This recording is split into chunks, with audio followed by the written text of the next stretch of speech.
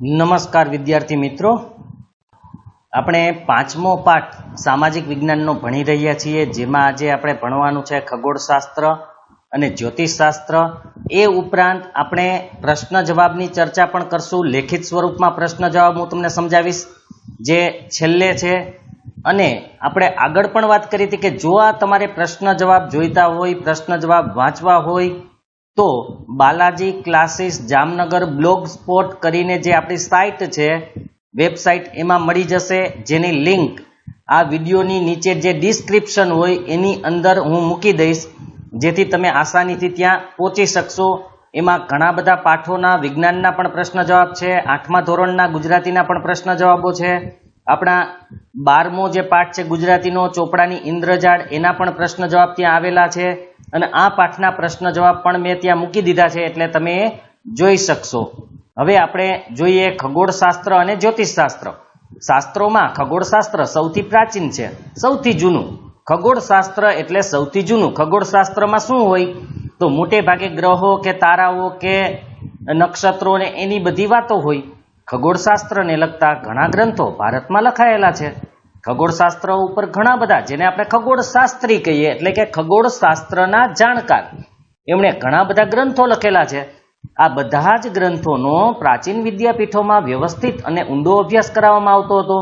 આપણે જે નાલંદા, વલ્લભી, તક્ષશિલા આવી જે વિદ્યાપીઠો હતી જૂની, એની અંદર વ્યવસ્થિત અને ઊંડાણપૂર્વકનો અભ્યાસ કરાવવામાં આવતો હતો, ગહન અભ્યાસ કરાવવામાં આવતો હતો. એના બધા જ તત્વોનો અભ્યાસ કરાવવામાં આવતો હતો. ગ્રહો અને તેમની ગતિ, નક્ષત્રો તથા અન્ય આકાશી પદાર્થો વગેરે ઉપરથી ગણતરી કરીને ખગોળ અને જ્યોતિષશાસ્ત્રનો સારો વિકાસ થયો હતો. કારણ કે ખગોળ અને જ્યોતિષ બંને એકબીજા સાથે જોડાયેલા છે. જ્યોતિષશાસ્ત્રમાં આપણું જે ભવિષ્ય હોય એની વાત કરવામાં આવે છે. તો આપણું ભવિષ્ય કેવી રીતે નક્કી કરતા એ લોકો? તો ગ્રહોની ગતિ કયા પ્રકારની છે, કયા રાશિમાં આવે છે, કયા નક્ષત્રમાં આવે છે, એના ઉપરથી આ બધું નક્કી કરવામાં આવતું હતું. આપણને ખબર છે કે ગ્રહોની અસર મનુષ્ય ઉપર થાય છે. આપણું જે જૂનું જ્યોતિષશાસ્ત્ર છે એ આ પ્રમાણે કહે છે. ખાસ કરીને ગ્રહો ઉપરથી ફળ પ્રમાણે જ્યોતિષ ફલિત કરવામાં આવતું હતું. એટલે કે અહીંયા આપણા જે ગ્રહો હોય એ ગ્રહોની આપણા ઉપર શું અસર થાય એ મુજબથી જ્યોતિષ છે એ કરવામાં આવતું હતું, ભવિષ્ય ભાંખવામાં આવતું હતું, ભવિષ્ય નક્કી કરવામાં આવતું હતું. જેમના નામ પરથી ભારતના પ્રથમ ઉપગ્રહનું નામ આર્યભટ્ટ રાખવામાં આવ્યું, તે આર્યભટ્ટનું ખગોળ વિજ્ઞાન ક્ષેત્રે મહત્વનું યોગદાન છે. કારણ કે આપણે જે પ્રથમ ઉપગ્રહ છોડ્યો હતો એનું નામ આપણે આર્યભટ્ટ રાખ્યું હતું. એ આર્યભટ્ટનું ખગોળ વિજ્ઞાન ક્ષેત્રે, કારણ કે જે ઉપગ્રહ છે એ પણ ખગોળમાં આવે, માટે આપણે પ્રથમ ઉપગ્રહનું નામ આર્યભટ્ટ રાખ્યું. અને એ આર્યભટ્ટનું ખગોળ વિજ્ઞાનમાં એકદમ મહત્વનું યોગદાન છે. તેમણે પૃથ્વી પોતાની ધરી પર ફરે છે તથા ચંદ્રગ્રહણનું સાચું કારણ પૃથ્વીનો પડછાયો છે એમ સાબિત કર્યું હતું. પૃથ્વી પોતાની ધરી ઉપર ફરે છે. પહેલા કોઈને આ વસ્તુની ખબર નહોતી, પણ આર્યભટ્ટે આ સાબિત કરી બતાવ્યું કે પૃથ્વી પોતાની ધરી ઉપર ફરે છે. અને ચંદ્રગ્રહણ શું કામે થાય છે તો એનું કારણ આપ્યું કે પૃથ્વીનો પડછાયો છે. જ્યારે ચંદ્ર અને સૂર્ય વચ્ચે પૃથ્વી આવી જાય ત્યારે સૂર્યનો પ્રકાશ ચંદ્ર ઉપર પડતો નથી. આપણને ખબર છે ચંદ્રને પોતાનો પ્રકાશ તો છે નહીં, એ તો સૂર્યના પ્રકાશનું પરાવર્તન કરે છે, એટલે એ આપણને ચમકતો લાગે છે અથવા પ્રકાશિત લાગે છે.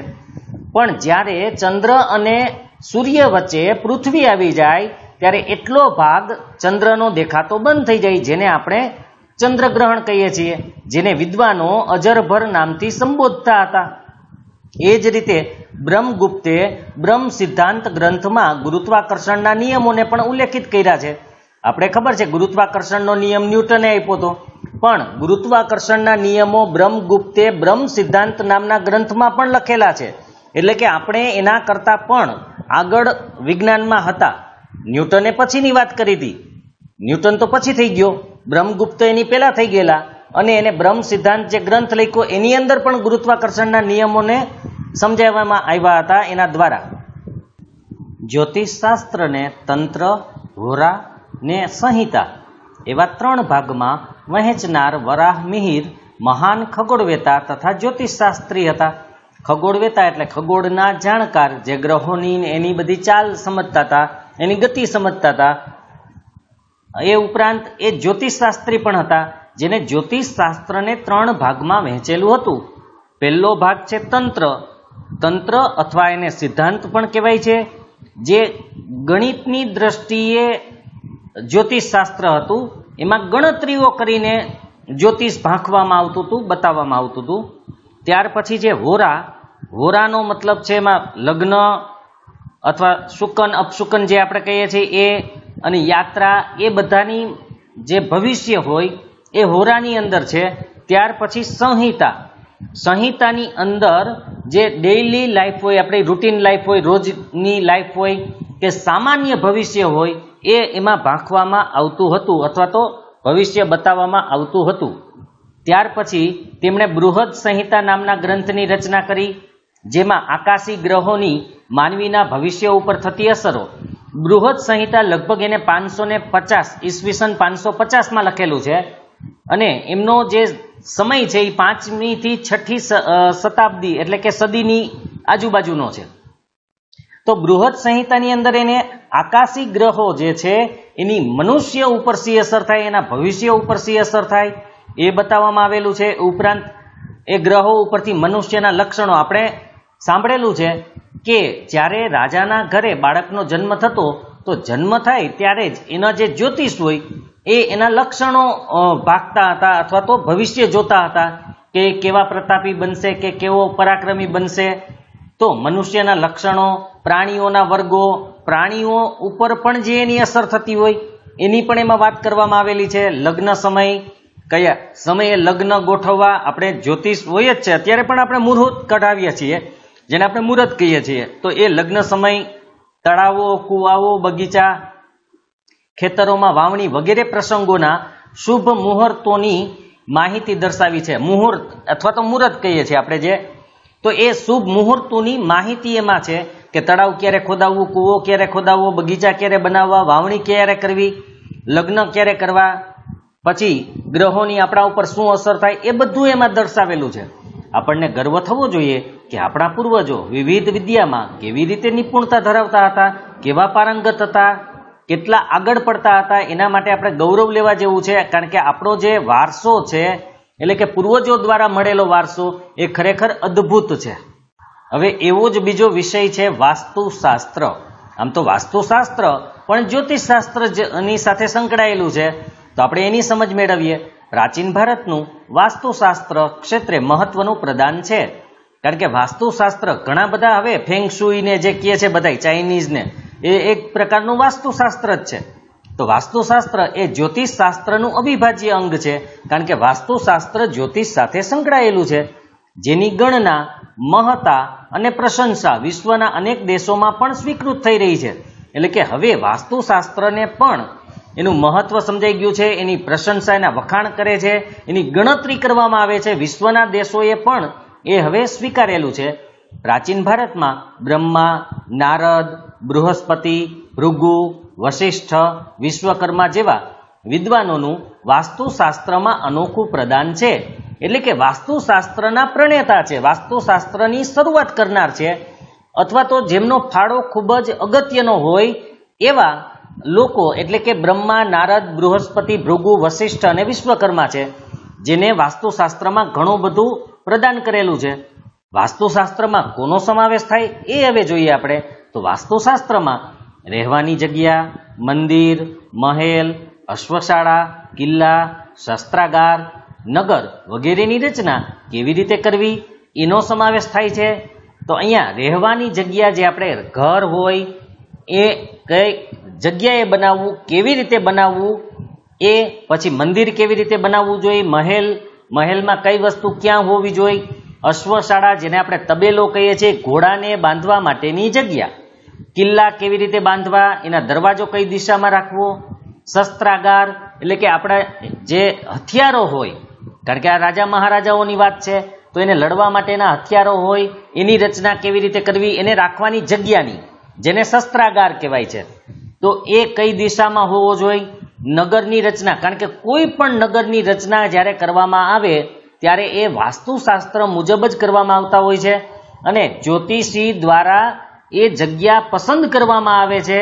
એ જે શ્રેષ્ઠ જગ્યા હોય, સારી જગ્યા હોય, એને નગર બનાવવા માટે પસંદ કરવામાં આવતી હોય છે. તો એની રચના કેવી રીતે કરવી, કઈ દિશામાં કરવી, તે દર્શાવેલું હોય છે વાસ્તુશાસ્ત્રની અંદર, કે કઈ દિશા મહત્વની છે વાસ્તુશાસ્ત્ર માટે. બૃહદ સંહિતામાં વાસ્તુશાસ્ત્રનો ઉલ્લેખ જોવા મળે છે. એમાં પણ વાસ્તુશાસ્ત્રની વાત કરવામાં આવી છે.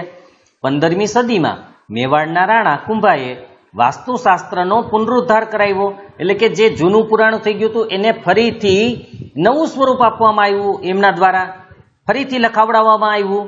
15મી સદીની અંદર રાણા કુંભા જે મહારાણા પ્રતાપના પૂર્વજો છે, તો એના દ્વારા એ ફરીથી વાસ્તુશાસ્ત્રનો પુનરુદ્ધાર થયો, એટલે કે નવેસરથી લખાવવામાં આવ્યું હતું. વાસ્તુશાસ્ત્રને 8 ભાગમાં વહેંચનાર દેવોના પ્રથમ સ્થપતિ વિશ્વકર્માને માનવામાં આવે છે. વાસ્તુશાસ્ત્રને વિશ્વકર્માએ 8 ભાગમાં વહેંચેલું, અને એ દેવોના પ્રથમ સ્થપતિ એટલે કે આર્કિટેક્ટ.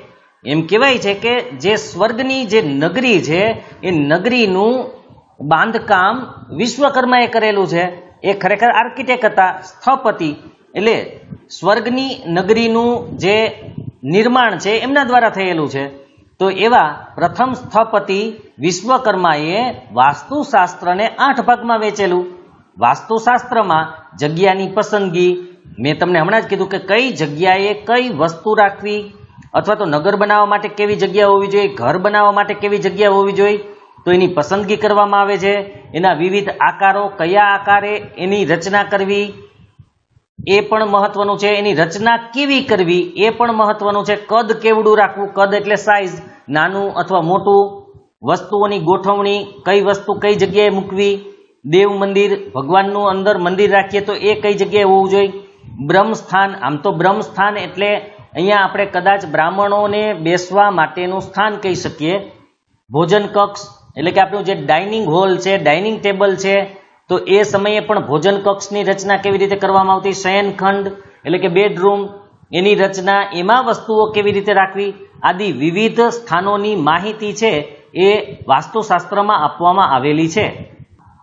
વાસ્તુશાસ્ત્રના દ્રષ્ટિબિંદુમાં હવે પરિવર્તન આવ્યું છે, એટલે કે એમાં આપણે જોવાની જે રીત હતી વાસ્તુશાસ્ત્ર પ્રત્યે એ થોડી બદલી ગઈ. પહેલાં જેને આપણે જૂનું પુરાણું કે એવું માનતા હતા, કે રૂઢિચુસ્ત માનતા હતા, એમાં હવે પરિવર્તન આવ્યું છે. જ્યારે તેને હવે વિદેશોમાં પણ સ્વીકૃતિ મળી રહી છે, કારણ કે વિદેશના લોકોએ પણ સ્વીકાર્યું, એટલે આપણા એના જોવામાં પણ પરિવર્તન આવ્યું. કારણ કે આપણે મોટા ભાગે વિદેશ ઉપરથી જ બધું શીખીએ છીએ. યોગ જ્યારે અહીંયા શીખવાડવામાં આવતા હતા ત્યારે કોઈ એટલું મહત્વ નહોતું એનું, પણ વિદેશમાં જઈને યોગા થઈ ગયું ત્યારે અહીંયા મહત્વ આપવામાં આવ્યું. આપણે પણ ગોગા બધા યોગા કરવા માંડ્યા, પણ એને એ ખબર નથી કે આ યોગા એ યોગ જ છે ને, જે અહીંયા આપણે ખબર છે કે મહર્ષિ પતંજલિએ શરૂ કર્યું હતું, પણ યોગા થઈને આવ્યું એટલે બધા હવે યોગ કરવા માંડ્યા. તો આપણા વાસ્તુશાસ્ત્રનું પણ એવું છે કે જ્યારે વિદેશોએ સ્વીકાર્યું તો આપણે પણ હવે એને સ્વીકારવા માંડ્યા છીએ. પ્રાચીન ભારતના વિજ્ઞાનનું જ્ઞાન વિશ્વમાં સ્વીકાર્ય થયું છે, કારણ કે આપણું પણ વિજ્ઞાન, જે આપણે ઘણા બધા ગણિતશાસ્ત્રી હતા કે વૈજ્ઞાનિકો હતા કે જેને કંઈ શોધો કરેલી છે, એ શોધોની પહેલાં પણ આપણે શોધો કરેલી, એટલે આપણું વિજ્ઞાન પણ હવે સ્વીકાર્ય બન્યું છે, વિદેશોમાં પણ સ્વીકારવા માંડ્યા છે. આપણા ભારતની સંસ્કૃતિ વિશાળ અને વૈવિધ્યસભર છે, કારણ કે સંસ્કૃતિ ખૂબ જ મોટી છે, વિશાળ છે અને જુદી જુદી વિવિધતાવાળી છે. તેમાં ધર્મ અને વિજ્ઞાન, પરંપરાગત આદર્શો જે વર્ષોથી ચાલ્યા આવતા હોય પેઢી દર પેઢી, એવા આદર્શો, વ્યાવહારિક જ્ઞાન અને સમજણનો સુભગ સમન્વય થયો છે. કારણ કે આપણી સંસ્કૃતિમાં ઘણું બધું છે, ધર્મ છે, વિજ્ઞાન છે, આદર્શો છે, વ્યવહારિક જ્ઞાન, વ્યવહારમાં કેવી રીતે વર્તણૂક કરવી જોઈએ એનું પણ જ્ઞાન છે, અને સમજણ છે. આ સુભગ સમન્વય છે, બધાનું મિશ્રણ છે, જે વિશ્વના બહુ ઓછા દેશોમાં છે. આપણા જેવું કે આપણા જેવી સંસ્કૃતિ કે આપણા જેવી આ આખી રચના છે એ ખૂબ ઓછા દેશોમાં જોવા મળે છે. આપણી સંસ્કૃતિમાં સહિષ્ણુતા અને સમાનતા જોવા મળે છે. સહિષ્ણુતા એટલે હળીમળીને રહેવું, એકબીજા સાથે ભાઈચારાની ભાવના જાળવવી, અને સમાનતા પણ જોવા મળે છે. અહીં દરેક વ્યક્તિના ધર્મ, જીવન પદ્ધતિ તથા મૂલ્યોમાં વૈવિધ્ય હોવા છતાં આપણા દેશમાં એકતાના દર્શન થાય છે. કારણ કે દરેક વ્યક્તિના ધર્મ અલગ અલગ છે, એની જીવન જીવવાની રીત અલગ અલગ છે, જેને જીવન પદ્ધતિ આપણે કહીએ છીએ, એના મૂલ્ય, એના વિચારો, એના આદર્શો, એના ધ્યેયો બધું અલગ છે. છતાં પણ આપણા દેશમાં એકતાના દર્શન થાય છે. કારણ કે અહીંયા પહેરવેશ અલગ છે, બોલી અલગ છે, ભાષા અલગ છે, ખાણીપીણી અલગ છે, રહેઠાણો અલગ છે, બધી પદ્ધતિઓ અલગ છે. છતાં પણ આપણે એક છીએ. એટલે આપણે એકતાના દર્શન, અનેકતામાં એકતા, અહીંયા અનેકતામાં એકતાના દર્શન થાય છે આપણને. વિવિધતામાં એકતા એ ભારતીય સંસ્કૃતિનું મૂળભૂત લક્ષણ છે, એ ભૂલાવવું ન જોઈએ. કારણ કે આટલી વિવિધતા હોવા છતાં આપણે એક છીએ, એ ભારતીય સંસ્કૃતિનું લક્ષણ છે. આપણે ખબર છે, આપણું સંસ્કૃત સુવાક્ય હતું વસુધૈવ કુટુંબકમ, પૃથ્વી જ એક આપણું કુટુંબ છે. તો વિવિધતામાં એકતા તો હોવાની જ છે, કારણ કે આપણી સંસ્કૃતિનું એ મૂળ લક્ષણ છે. હવે આપણે સ્વાધ્યાયના પ્રશ્નોના જવાબ જોઈ લઈએ. તો અહીંયા તમે જુઓ છો, જે આપણી વેબસાઇટ છે બાલાજી ક્લાસીસ જામનગર, એ તમે ખોલશો લિંક એટલે તમને આ પ્રકારનું જોવા મળશે. એની અંદર અહીંયા બધી માહિતી છે, home, privacy policy, contact us, about us, અહીંયાથી તમે નંબર ને એ બધું પણ મેળવી શકશો કોન્ટેક્ટ ઉપરથી. અહીંયા આપણી પહેલી પોસ્ટ જે મેં તમને કીધું એ આપણે મૂકી દીધી છે, જે છે સામાજિક વિજ્ઞાન ચેપ્ટર 5 ક્વેશ્ચન આન્સર, ધોરણ 10 સામાજિક વિજ્ઞાન પાઠ 5 પ્રશ્ન જવાબ. એ ઉપરાંત તમારે અન્ય કોઈ પણ વિગતો જોતી હોય આગળના, તો અહીંયા પણ છે ધોરણ 10 હિન્દી ચેપ્ટર 13 એકમ કસોટી વિશેની માહિતી છે ચોથી. ધોરણ 10 ગુજરાતી પાઠ 12ના પ્રશ્ન જવાબ છે, એના ઉપર ક્લિક કરશો તો પણ તમને એ મળી જશે. ત્યાર પછી ધોરણ 10 વિજ્ઞાન પાઠ 10ના પ્રશ્ન જવાબ, ધોરણ 10 વિજ્ઞાન પાઠ 12ના, ધોરણ 10 વિજ્ઞાન પાઠ 7, પાઠ 5, ધોરણ 8 ગુજરાતી કાવ્ય 2ના પ્રશ્ન જવાબ, ધોરણ 8 ગુજરાતી કાવ્ય 4ના પ્રશ્ન જવાબ. તો આ બધા તમને અહીંયા મળી રહેશે. તો આપણે પ્રશ્ન જવાબની ચર્ચા અહીંથી જ કરશું. આ તમારે જોઈતા હોય તો તમે લિંક ઉપર ક્લિક કરશો એટલે તમને એ મળી જશે. એ ઉપરાંત આગળના પાઠ ત્યાંથી લેબલથી પણ મળશે, એ લેબલ છે બધા. અને તમે પોસ્ટમાં નીચે જાશો, જેમ જેમ ત્યાં એક લખેલું હશે ઓલ્ડર પોસ્ટ, એ હું તમને બતાવી દઉં. ત્યાંથી અહીંયા લખેલું છે ઓલ્ડર પોસ્ટ, એના ઉપર ક્લિક કરશો તો પણ આગળની પોસ્ટ બધી આવી જશે. નીચે પણ છે જ જુદી જુદી પોસ્ટ, અહીંયા વિજ્ઞાનના છે, અહીંયા 7મા પાઠના છે, અહીંયા 10મા પાઠના છે, અહીંયા 12મા પાઠના છે. એટલે તમને એ મળી રહેશે. અને છતાં પણ કોઈને પ્રોબ્લેમ હોય તો મને કહેજો, એ હું તમને આપી દઈશ. એની લિંક, અલગ અલગ લિંક પણ તમને મળી રહેશે. તો હવે આપણે પાઠના પ્રશ્ન જવાબની ચર્ચા કરીએ. તો સ્વાધ્યાયના પ્રશ્ન જવાબની આપણે ચર્ચા કરીએ. મેં મુદ્દા વાઇઝ લખેલા છે.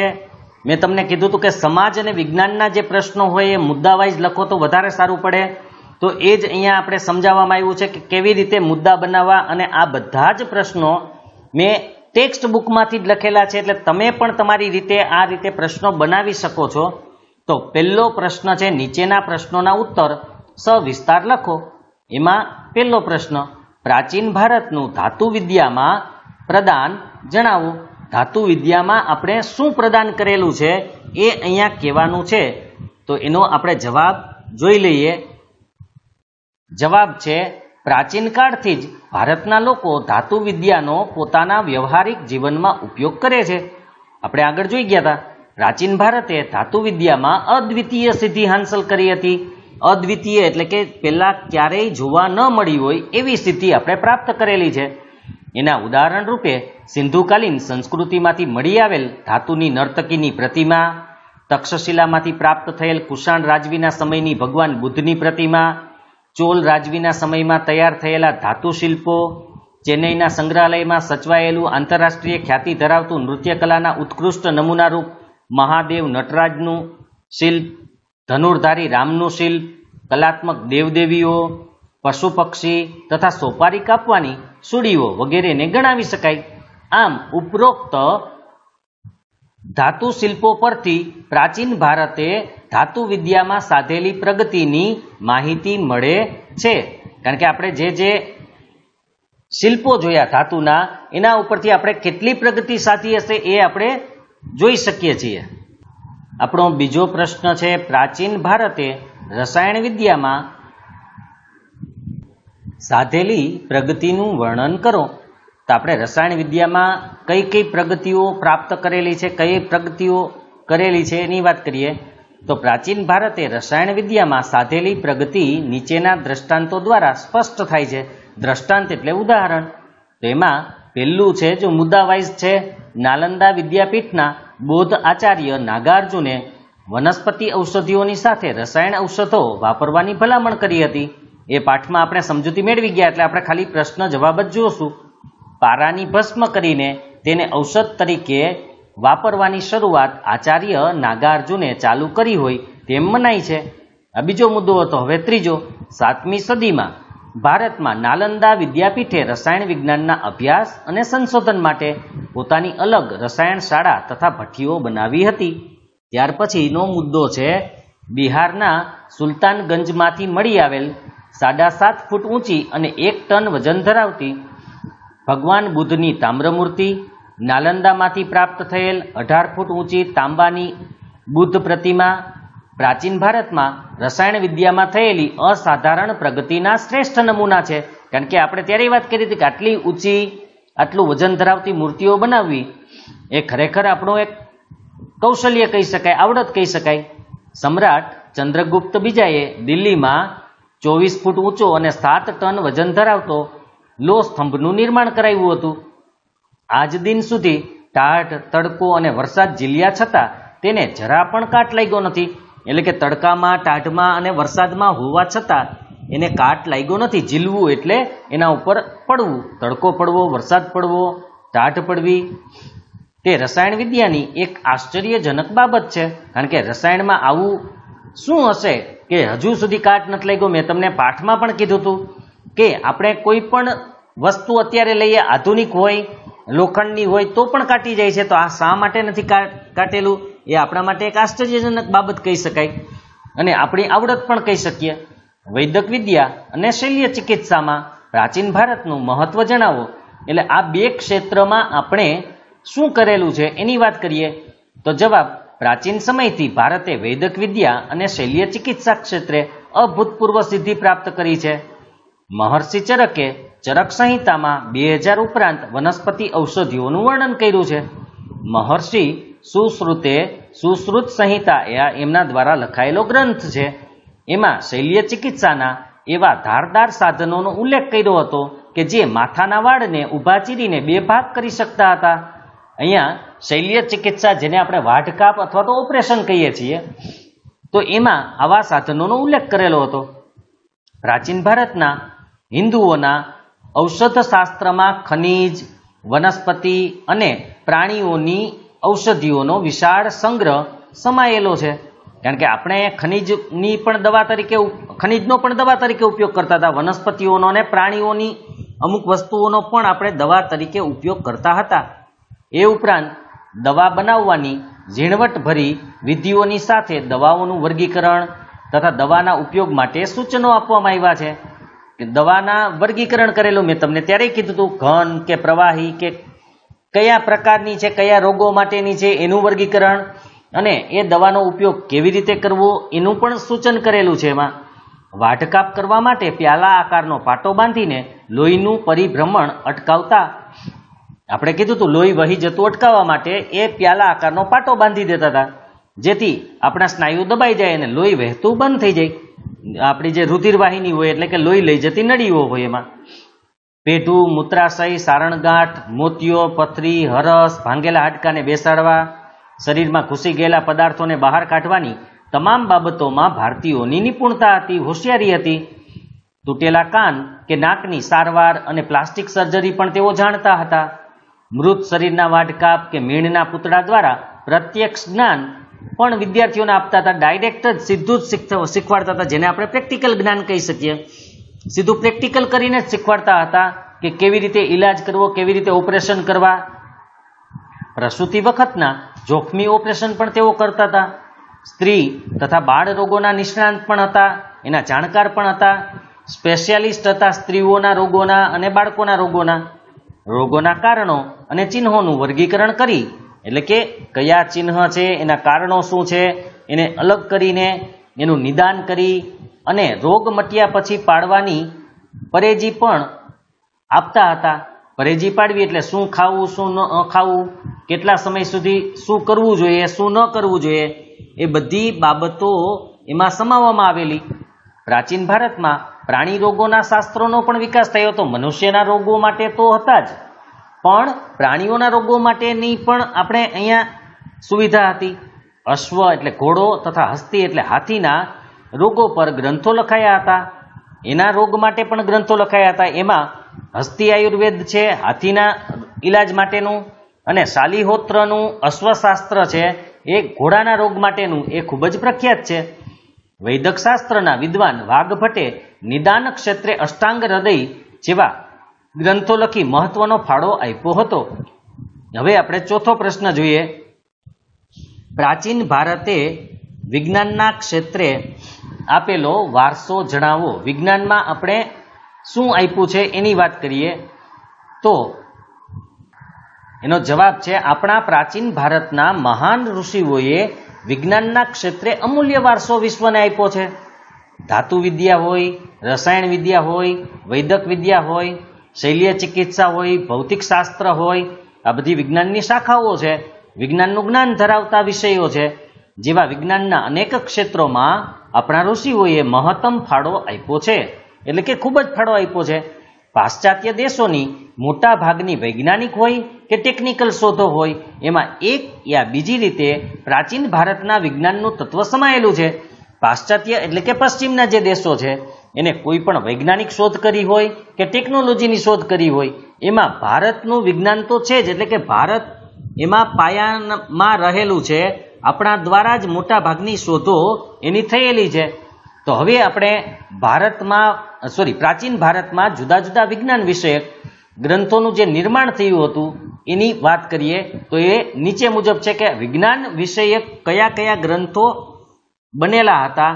તો એમાં આપણે સૌથી પહેલા ક્રમ, પછી વિજ્ઞાન આધારિત શાસ્ત્રોના નામ અને એના કર્તા એટલે કે કોણે લખેલું છે. તો અહીંયા 7 ગ્રંથો છે. પ્રજનન શાસ્ત્ર બ્રાભ્રવ્ય પાંચાલ, ચિકિત્સા સંગ્રહ ચક્રપાણીદત્ત, જેની બધાની વાત મેં પાઠમાં કરેલી છે. કામસૂત્ર વાત્સ્યાયન, વૃક્ષ આયુર્વેદ મહામુનિ પરાશર, યોગશાસ્ત્ર મહર્ષિ પતંજલિ, યંત્ર સર્વસ્વ મહર્ષિ ભારદ્વાજ, કાલગણના શકમુનિ. તો આવા વિજ્ઞાન આધારિત પુસ્તકો પણ આપણે લખાયેલા હતા. હવે બીજો પ્રશ્ન છે કે નીચેના પ્રશ્નોના ઉત્તર મુદ્દાસર લખો. સવિસ્તાર થોડા મોટા પ્રશ્નો હોય, મુદ્દાસર એના કરતાં થોડા નાના હોય, અને ટૂંકમાં એના કરતાં પણ નાના હોય. મોટે ભાગે સમાજની અંદર તમારે એક વાત યાદ રાખવાની છે, જેટલા માર્કનો પ્રશ્ન હોય એના ડબલ મુદ્દા કરવાના છે. માનો કે 2 માર્કનો પ્રશ્ન છે તો 4 મુદ્દા તો ઓછામાં ઓછા લખવાના છે. એ ઉપરાંત લખો તો વધારે સારું, પણ 4 તો થવા જ જોઈએ. 3 માર્કનો પ્રશ્ન હોય તો 6 મુદ્દા કરવા જરૂરી છે. 4 માર્કનો પ્રશ્ન હોય તો 8 મુદ્દા કરવા જરૂરી છે. તો હવે આપણે મુદ્દાસર પ્રશ્નની વાત કરીએ તો પ્રાચીન ભારતે ગણિત શાસ્ત્રમાં સાધેલી પ્રગતિ વિશે નોંધ લખો. એટલે આપણે ગણિત શાસ્ત્રની વાત કરવાની છે. તો જવાબ, જે ગણિતથી આખી દુનિયાનો વ્યવહાર ચાલે છે તે ગણિત શાસ્ત્ર ક્ષેત્રે અગત્યની શોધો ભારતમાં થયેલી ગણવામાં આવે છે, જે નીચે મુજબ છે. હવે કઈ કઈ શોધો થયેલી છે એની આપણે વાત કરીએ તો પહેલું, ગણિત શાસ્ત્રના પિતા ગણાતા આર્યભટ્ટે શૂન્યની શોધ કરી. કારણ કે આર્યભટ્ટને ગણિત શાસ્ત્રના પિતા કહેવામાં આવે છે. એને શૂન્યની શોધ કરી. એ ઉપરાંત એમણે લખેલા ગ્રંથ આર્યભટ્ટિયમમાં પાઈની કિંમત 22/7 એટલે કે 3.14 જેટલી થાય છે એનો પણ ઉલ્લેખ છે. એટલે પાઈની કિંમતની શોધ પણ આપણે કરી અને સાબિત કરેલું છે આર્યભટ્ટે. એ ઉપરાંત આર્યભટ્ટે ભાગાકારની આધુનિક પદ્ધતિ, ગુણાકાર, સરવાળા, બાદબાકી, વર્ગમૂળ, ઘનમૂળ વગેરે અષ્ટાંગ પદ્ધતિની જાણકારી આર્યભટ્ટે તેમના ગ્રંથોમાં આપી છે. આ બધી માહિતી ગણિતની એમાં આપેલી છે. ગણિત, અંકગણિત અને રેખાગણિતના મૂળભૂત પ્રશ્નોનું સમાધાન પણ શોધ્યું હતું. એ પણ કોને? આર્યભટ્ટે. તો એ પણ આપણે ગણિતનો જે વારસો છે એમાં પ્રગતિ થયેલી છે એમ કહી શકીએ. આંકડાની પાછળ શૂન્ય લગાવીને લખવાની પ્રક્રિયાના શોધક ગૃત્સમદ નામના ઋષિ હતા. પ્રાચીન ભારતના ગણિતજ્ઞોએ એકની પાછળ 53 શૂન્ય મૂકવાથી બનતી સંખ્યાઓના નામ નિર્ધારિત કર્યા છે. મેં એના નામ પણ પાઠમાં આપેલા હતા કે એકની પાછળ કેટલા જીરો હોય તો એના નામ શું હોય, એવા થોડા નામ પણ આપેલા છે. જે લોકોએ વિડીયો ન જોયો હોય તો આગળનો વિડીયો જોઈ લેજો. મોહેન્જો-દડો અને હડપ્પાના અવશેષોમાં માપવાના અને તોલવાના સાધનોમાં દશાંશ પદ્ધતિ જોવા મળી છે. તો પણ આ પણ ગણિતના ક્ષેત્રે આપણી પ્રગતિ બતાવે છે. એ ઉપરાંત ભાસ્કરાચાર્યે ઈસવીસન 1150માં લીલાવતી ગણિત અને બીજ ગણિત નામના ગ્રંથો લખ્યા. તેમણે પણ સરવાળા બાદબાકીનું સંશોધન કર્યું હતું. બ્રહ્મગુપ્તે સમીકરણના પ્રકાર બતાવ્યા હતા. આપ સ્તંભે શુલ્વસૂત્ર નામનો જે ગ્રંથ લખ્યો હતો એમાં વિવિધ વૈદિક યજ્ઞ માટે, એટલે કે વૈદિક યજ્ઞ એટલે વેદ મુજબ જે યજ્ઞની રીત છે એ મુજબ યજ્ઞ કરવા માટે જરૂરી વિવિધ વેદીઓ એટલે કે યજ્ઞકુંડ જે છે એના પ્રમાણ નિશ્ચિત કર્યા હતા. એના માપ ચોક્કસ પ્રમાણમાં નક્કી કરવામાં આવ્યા હતા. હવે બીજો પ્રશ્ન છે, ટૂંકનોંધ લખો. પ્રાચીન ભારતનું ખગોળશાસ્ત્ર જે આપણે હમણાં જ જોયું હતું. જવાબ, શાસ્ત્રોમાં ખગોળશાસ્ત્ર સૌથી પ્રાચીન છે, સૌથી જૂનું છે ખગોળશાસ્ત્ર છે એ. ખગોળશાસ્ત્રને લગતા ઘણા ગ્રંથો ભારતમાં લખાયેલા છે. ખગોળશાસ્ત્ર માટે પણ આર્યભટ્ટે પણ ખગોળશાસ્ત્રમાં ઊંડો અભ્યાસ કરેલો હતો, બ્રહ્મગુપ્તે પણ કરેલો હતો, વરાહમિહિરે પણ કરેલો હતો. તો આ ઘણા બધા ગ્રંથો લખાયેલા છે. આ બધા જ ગ્રંથોનો પ્રાચીન વિદ્યાપીઠોમાં વ્યવસ્થિત અને ઊંડો અભ્યાસ કરાવવામાં આવતો હતો. જે હમણાં પાઠમાં જ આપણે જોયું, ગ્રહો અને તેમની ગતિ, નક્ષત્રો તથા અન્ય પદાર્થો વગેરે ઉપરથી ગણતરી કરીને ખગોળનો સારો વિકાસ થયો હતો. આર્યભટ્ટનું ખગોળ વિજ્ઞાન ક્ષેત્રે મહત્વનું યોગદાન છે. તેમણે પૃથ્વી પોતાની ધરી પર ફરે છે તથા ચંદ્રગ્રહણનું સાચું કારણ પૃથ્વીનો પડછાયો છે તેમ સાબિત કર્યું હતું. જેને વિદ્વાનો અજરભર નામથી સંબોધતા હતા, એનું સંબોધન કરતા હતા અજરભર નામથી. બ્રહ્મગુપ્તે બ્રહ્મ સિદ્ધાંત ગ્રંથમાં ગુરુત્વાકર્ષણના નિયમોને પણ ઉલ્લેખિત કર્યા છે, એટલે કે ગુરુત્વાકર્ષણના નિયમો એમાં લખવામાં આવ્યા છે. ત્રીજો પ્રશ્ન છે, જ્યોતિષશાસ્ત્રમાં ભારતનું પ્રદાન વર્ણવો. એનો જવાબ, ગ્રહો અને તેમની ગતિ, નક્ષત્રો તથા અન્ય અવકાશી પદાર્થો વગેરે ઉપરથી ગણતરી કરીને ખગોળ અને જ્યોતિષશાસ્ત્રનો સારો વિકાસ થયો હતો.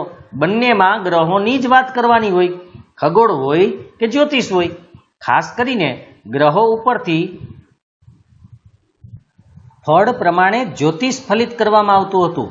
ગ્રહો ઉપરથી ફળ એટલે કે આપણું ભવિષ્યમાં શું થવાનું છે એ મુજબ જ્યોતિષ નક્કી કરવામાં આવતું હતું. ગ્રહોની આપણા ઉપર કેવી અસર છે એ ફળ પ્રમાણે એટલે એની અસર ઉપરથી. જ્યોતિષશાસ્ત્રને તંત્ર, હોરા અને સંહિતા એવા 3 ભાગમાં વહેંચનાર વરાહમિહિર મહાન ખગોળવેતા તથા જ્યોતિષશાસ્ત્ર હતા. તેમણે બૃહદ સંહિતા નામના ગ્રંથની રચના કરી છે, જેમાં આકાશી ગ્રહોની માનવીના ભવિષ્ય ઉપર થતી અસરો, મનુષ્યના લક્ષણો, પ્રાણીઓના વર્ગો, લગ્ન સમય, તળાવો, કૂવાઓ, બગીચા, ખેતરોમાં વાવણી વગેરેના પ્રસંગોના શુભ મુહૂર્તોની માહિતી દર્શાવી છે, જે હમણાં આપણે પાઠમાં અભ્યાસ કર્યો. હવે અમુક પ્રશ્ન એવા હશે કે જે તમે પાઠમાંથી ગોતવા પડશે, તો કેવી રીતે ગોતવા એ પણ તમને આમાંથી ખબર પડશે કે વાસ્તુશાસ્ત્રમાં કઈ માહિતીનો સમાવેશ થાય છે. તો વાસ્તુશાસ્ત્રમાં રહેવાની જગ્યા, મંદિર, મહેલ, અશ્વશાળા, કિલ્લા, શસ્ત્રાગાર, નગર કે તેની રચના કેવી રીતે કરવી, કઈ દિશામાં કરવી તે દર્શાવેલું હોય છે. આ ઉપરાંત વાસ્તુશાસ્ત્રમાં જગ્યાની પસંદગી, વિવિધ આકારો, રચના, કદ, વસ્તુઓની ગોઠવણી, દેવ મંદિર, બ્રહ્મસ્થાન, ભોજન કક્ષ, શયનખંડ વગેરેના વિવિધ સ્થાનોની માહિતીનો સમાવેશ થાય છે. તો આટલું વાસ્તુશાસ્ત્રમાં આવેલું છે. હવે નીચેના પ્રશ્નોના ઉત્તર ટૂંકમાં લખો. વિજ્ઞાન અને ટેકનોલોજી એટલે શું? તો પહેલા આપણે વિજ્ઞાનની વ્યાખ્યા આપશું, પછી આપણે ટેકનોલોજીની આપશું. તો વિજ્ઞાન એટલે વ્યવસ્થિત જ્ઞાન અને ટેકનોલોજી એટલે વિજ્ઞાનની વ્યવહારિક ઉપયોગિતા, એટલે કે વ્યવહારની અંદર એની જે ઉપયોગિતા છે એને વ્યવહારિક ઉપયોગિતા કહેવાય. તો વિજ્ઞાન એટલે વ્યવસ્થિત જ્ઞાન અને ટેકનોલોજી એટલે વિજ્ઞાનની વ્યવહારિક ઉપયોગિતા. આટલું લખશો તો પણ ચાલશે. ઉપરાંત લખવું હોય તો કે વિજ્ઞાન અને ટેકનોલોજી બંને શબ્દો ભિન્ન હોવા છતાં જોડાઈ ગયા છે, એટલે કે એકબીજા સાથે જોડાયેલા છે. હવે રસાયણ વિદ્યા ક્ષેત્રે નાગાર્જુને આપેલું પ્રદાન જણાવો. તો રસાયણ વિદ્યામાં નાગાર્જુને આપણને શું આપ્યું હતું? તો આચાર્ય નાગાર્જુને વનસ્પતિ ઔષધોની સાથે સાથે રસાયણ ઔષધો વાપરવાની ભલામણ કરી હતી. પારાની ભસ્મ કરીને ઔષધ તરીકે વાપરવાનો પ્રયોગ તેમના દ્વારા શરૂ થયો હોય તેમ મનાય છે. એટલે આ બે વસ્તુ એમણે આપેલી હતી આપણને. ત્રીજો પ્રશ્ન છે, ગણિત શાસ્ત્ર ક્ષેત્રે આર્યભટ્ટે કરેલ શોધ વિશે નોંધ લખો. તમને ટૂંકો પ્રશ્ન પણ પૂછાઈ શકે અને ગણિતનો આખો પ્રશ્ન પણ પૂછાય. આ ટૂંકો છે, આમાં માત્ર તમારે આર્યભટ્ટે કરેલી શોધોની જ વાત કરવાની છે. તો જવાબ, આર્યભટ્ટે આર્યભટ્ટિયમ નામના ગ્રંથની રચના કરેલી હતી. એમના દ્વારા કરવામાં આવેલી શોધો નીચે મુજબ છે. પહેલો મુદ્દો છે, આર્યભટ્ટે શૂન્યની શોધ કરી હતી. આ ઉપરાંત પાઈની કિંમત 22/7 જેટલી થાય છે તે એમણે સાબિત કર્યું હતું. ભાગાકારની આધુનિક પદ્ધતિ, ગુણાકાર, સરવાળા, બાદબાકી, વર્ગમૂળ, ઘનમૂળ વગેરેની શોધ તેમના દ્વારા કરવામાં આવી હતી. ગણિત, અંકગણિત અને રેખાગણિતના મૂળભૂત પ્રશ્નોનું સમાધાન શોધ્યું હતું. એટલે કે ગણિત હોય, અંકગણિત એટલે આંકડાશાસ્ત્ર હોય, રેખાગણિત એટલે ભૂમિતિ, એમાં જે મૂળભૂત પ્રશ્નો હોય અમુક, એનું સમાધાન, એનું સોલ્યુશન એને શોધેલું હતું. ચોથો પ્રશ્ન છે, જ્યોતિષશાસ્ત્ર કેટલા વિભાગોમાં વહેંચાયેલું છે? તો જ્યોતિષશાસ્ત્ર 3 વિભાગમાં વહેંચાયેલું છે, પણ ટૂંકમાં છે એનો મતલબ એક લાઈનમાં લખવાનો છે, પણ ખાલી એક શબ્દમાં નથી કે જ્યોતિષશાસ્ત્ર 3 ભાગમાં વહેંચાયેલું છે. એટલે આપણે આમ લખવાનું છે કે જ્યોતિષશાસ્ત્ર તંત્ર, હોરા અને સંહિતા એમ 3 ભાગમાં વહેંચાયેલું છે. પાંચમું છે, વાસ્તુશાસ્ત્રના પ્રણેતાઓના નામ આપો. તો પાઠમાં ડાયરેક્ટ પ્રણેતા એવું નહીં લખેલું હોય, પણ આપણે એ સમજીને લખવાનું છે. તો બ્રહ્મા, નારદ, બૃહસ્પતિ, ભૃગુ, વશિષ્ઠ, વિશ્વકર્મા જેવા વિદ્વાનો વાસ્તુશાસ્ત્રના પ્રણેતાઓ છે. હવે આપણે જોવાનો છે ચોથો પ્રશ્ન, જે નીચેના દરેક પ્રશ્નની નીચે આપેલા વિકલ્પોમાંથી સાચો વિકલ્પ પસંદ કરી ઉત્તર આપો. તો અહીંયા પહેલો છે, કલાની દ્રષ્ટિએ આંતરરાષ્ટ્રીય ખ્યાતિ ધરાવતું શિલ્પ કયું છે? એમાં એ છે બુદ્ધનું, બી નટરાજનું, સી બોધિગયાનું, ડી ધનુર્ધારી રામનું. તો આપણે ખબર છે આંતરરાષ્ટ્રીય ખ્યાતિ ધરાવતું શિલ્પ એટલે નટરાજનું. બીજો વિકલ્પ છે, નીચેનામાંથી કયું વિધાન સાચું નથી? બરાબર, ઘણી વખત પ્રશ્ન વાંચવામાં ભૂલ થાય કે આપણે એવું લાગે કે કયું સાચું છે તો આપણે ખોટો જવાબ ટીક કરી દઈએ. એટલે પરીક્ષાની અંદર ખાસ વાંચજો, સાચું છે કે સાચું નથી એ જોઈને ટીક કરવાનું છે. તો એમાં પહેલું વિધાન છે, નાગાર્જુનને ભારતીય રસાયણ શાસ્ત્રના આચાર્ય માનવામાં આવે છે. એટલે કે નાગાર્જુન જે છે એને ભારતીય રસાયણ શાસ્ત્રના આચાર્ય માનવામાં આવે છે, તો આ સાચું છે. પારાની ભસ્મ કરીને ઔષધ તરીકે વાપરવાની પ્રથા નાગાર્જુને શરૂ કરી, તો એ પણ સાચું છે. રસાયણ શાસ્ત્ર એ પ્રયોગાત્મક વિજ્ઞાન નથી, તો આ ખોટું છે, કારણ કે રસાયણ શાસ્ત્ર એ પ્રયોગાત્મક વિજ્ઞાન છે. એ આપણે રસાયણ શાસ્ત્ર ભણ્યા ત્યારે પહેલી જ લાઈન એ હતી. અને ડી, ધાતુઓની ભસ્મનું વર્ણન રસાયણ શાસ્ત્રોના ગ્રંથોમાં જોવા મળે છે, તો એ સાચું છે. તો ખોટું એક જ વિધાન છે, જે આપણો જવાબ છે. હવે ત્રીજો આપણો જે વિકલ્પ છે કે મહર્ષિ ચરક, તો ચરક સંહિતા આવે. તો મહર્ષિ સુશ્રુત, તો શું આવે? જો પરીક્ષામાં જોડકાઓમાં પણ આવી રીતે પૂછાય છે અને ટૂંકા પ્રશ્નોમાં પણ પૂછાય છે, ખાસ ધ્યાન રાખજો, વિકલ્પોમાં તો છે જ. તો મહર્ષિ ચરકે જો ચરક સંહિતા લખેલું હોય એટલે કે એના પુસ્તકનું નામ છે, તો મહર્ષિ સુશ્રુતે શું લખેલું છે? તો સુશ્રુત સંહિતા. ચરકશાસ્ત્ર નહીં આવે, વાઘભટ્ટ સંહિતા નહીં આવે, કે સુશ્રુત શાસ્ત્ર પણ નહીં આવે. એટલે ખાસ યાદ રાખજો, એમાં આવશે સુશ્રુત સંહિતા. કોઈ શાળામાં એક વર્ગના કેટલાક વિદ્યાર્થીઓ ગણિત શાસ્ત્ર વિશે ચર્ચા કરે છે, તેમાંથી કોણ સાચું છે આપણે કહેવાનું છે. કોણ સાચું બોલે છે, મતલબ કે કોણ સાચું છે. હવે ઘણી વખત તમને સમાજમાં તો આવા પ્રશ્નો આવે જ છે. ઘણા બધા વિદ્યાર્થીઓના આવા નામ લખેલા હોય અને પૂછવામાં આવે કે આમાંથી કોણ સાચું છે, કોણ ખોટું છે, એવી રીતે. તો અહીંયા પહેલાં આપણે બધા વિધાનો સમજી લેવાના, પછી આપણે નક્કી કરવાનું કે આમાંથી કોણ સાચું બોલે છે, કોણ ખોટું બોલે છે. શ્રેયા ભાસ્કરાચાર્યે લીલાવતી ગણિત અને બીજ ગણિત નામના ગ્રંથો લખ્યા. જો આપણને ખબર હોય તો આપણે ખબર પડી જાય કે આ શ્રેયા છે એ સાચું બોલે છે, કારણ કે ભાસ્કરાચાર્યે લીલાવતી ગણિત અને બીજ ગણિત લખેલું. ત્યાર પછી યશ દશાંશ પદ્ધતિના શોધક બોધાયન હતા. હવે બોધાયન એવું ક્યાંય આપણે લખેલું નથી. હા, બોધાયને પ્રમેય શોધેલું જે ત્રિકોણમિતિ માટેનું હતું, પણ દશાંશ પદ્ધતિના શોધક બોધાયન હતા એવું નથી, એટલે આ ખોટું છે. માનસી આર્યભટ્ટને ગણિત શાસ્ત્રના પિતા તરીકે ઓળખવામાં આવે છે, તો આ સાચું છે ગણિત શાસ્ત્ર માટે.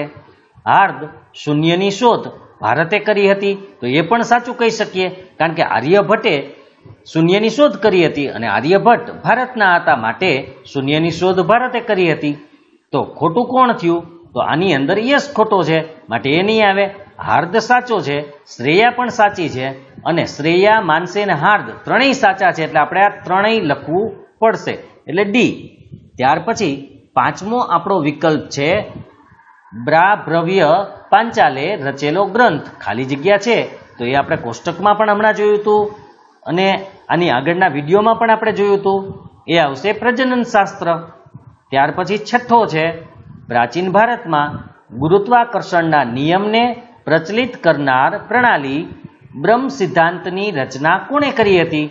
ટૂંકમાં કહીએ તો બ્રહ્મ સિદ્ધાંત નામનો જે ગ્રંથ છે એ કોણે લખેલો હતો, જેમાં ગુરુત્વાકર્ષણના નિયમો આપેલા છે?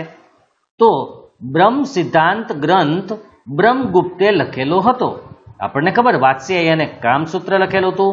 ગુરુત્સ મધ્ય આપણે એકની પાછળ 53 જીરો મૂકી, એટલે કે એકની પાછળ જીરો મૂકીને એ જે સંખ્યાઓ હોય એના નામ બતાવ્યા હતા, અથવા તો એને નામ લખવા શરૂઆત કરી હતી. એકની પાછળ જીરો મૂકીને એની ગણતરી શરૂ કરી હતી. અને મહામુનિ જે પતંજલિ છે એને આપણે ખબર છે યોગશાસ્ત્રની રચના કરેલી, એટલે એ નહીં આવે, બ્રહ્મગુપ્ત આવશે. મંદિર, મહેલ, અશ્વશાળા, કિલ્લા ઇત્યાદિની રચના કેવી રીતે કરવી, કઈ દિશામાં કરવી, તેના સિદ્ધાંત દર્શાવતું શાસ્ત્ર નીચેનામાંથી જણાવો. એટલે કે આ કયા શાસ્ત્રમાં આવે? જેમાં મંદિર, મહેલ, અશ્વશાળા હોય, કિલ્લા હોય, એની રચના કેવી રીતે કરવી, કઈ દિશામાં કરવી એનો ઉલ્લેખ હોય. તો એવું કયું શાસ્ત્ર છે કે જે આ બધાનો સમાવેશ કરે છે?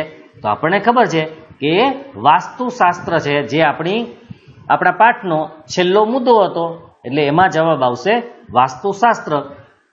તો હવે આપણે આગળના ભાગમાં અન્ય વિષય સાથે મળશું. જો તમને આ વિડીયો પસંદ આવ્યો હોય તો લાઈક કરજો, શેર કરજો, અને જો ચેનલને સબસ્ક્રાઈબ ન કરેલી હોય તો સબસ્ક્રાઈબ કરજો. આ જે પ્રશ્ન માટેની લિંક છે એને પણ તમે શેર કરી શકો છો, પ્રશ્ન જવાબ માટેની, એટલે કે આપણી સાઇટની, જેથી અન્ય વિદ્યાર્થીઓ પણ આનો ઉપયોગ કરી શકે. કારણ કે ઘણા બધા વિદ્યાર્થીઓ પાસે કદાચ માર્ગદર્શિકા કે ગાઈડ કે જે આપણે નવનીત કહીએ છીએ ન હોય, તો એ આના દ્વારા અભ્યાસ કરી શકે છે, ગમે ત્યારે અભ્યાસ કરી શકે છે.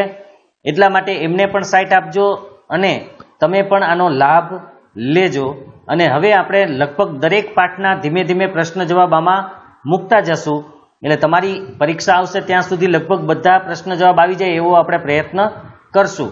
અને બને એટલો મિત્રો વિડીયોને શેર કરજો અને લાઈક કરજો, જેથી મને પ્રોત્સાહન મળે અને વધુ ને વધુ સારું કરવાની હું પ્રેરણા મેળવી શકું. તો હવે આપણે નવા વિષય સાથે મળશું.